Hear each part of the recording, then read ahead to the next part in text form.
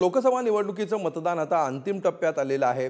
4 जूनला लोकसभा निवडणुकांचे निकाल समोर येणार आहेत। मात्र त्या आधीच निकालाचे अंदाज वर्तवले जाऊ लागले। आपलाच उमेदवार निवडून येणार म्हणत अनेक कार्यकर्त्यांनी लाखोंच्या पैजेचा विडा देखील उचललाय।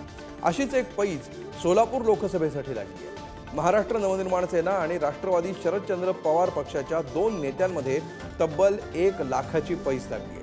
लोकसभा निवडणुकांचं मतदान आता अंतिम टप्प्यात आहे आणि या पार्श्वभूमीवर अशा प्रकारे सगळ्यांकडून वेगवेगळे अंदाज वर्तवले जात आहेत। अनेक उमेदवारांच्या विजयाचे बॅनर देखील झळकू लागलेले आहेत। प्रशांतजी बाबर जे शरदचंद्रजी पवार तुतारी वाजवतात महाराष्ट्रात आणि इथं महाविकास आघाडीचं तुतारी वाजवण्यासाठी इथं आलेले आहेत। त्यांनी म्हटले की नाही आमच्या प्रणितताई येईल, तर त्यांचा मला पूर्ण विश्वास आहे। आज हिंदुस्तान में एक ही नारा जय श्रीराम, आमच्या घराघरात राम आहे।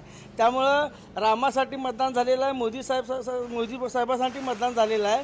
म्हणून मी त्यांना सांगितलं की आपण पैज लावू। मग 1,01,000 रुपयाची पैज लावलेली आहे आम्ही। त्यांनी सुद्धा ती मान्य केलेली आहे। त्या अनुषंगाने आम्ही त्यांना टोकन म्हणून 1,01,000 रुपये दिलेले आहेत। 4 जूनला मी त्यांच्याकडून 1,01,000 रुपये घेऊन येणारच आहे, ते मला आत्मविश्वास आहे।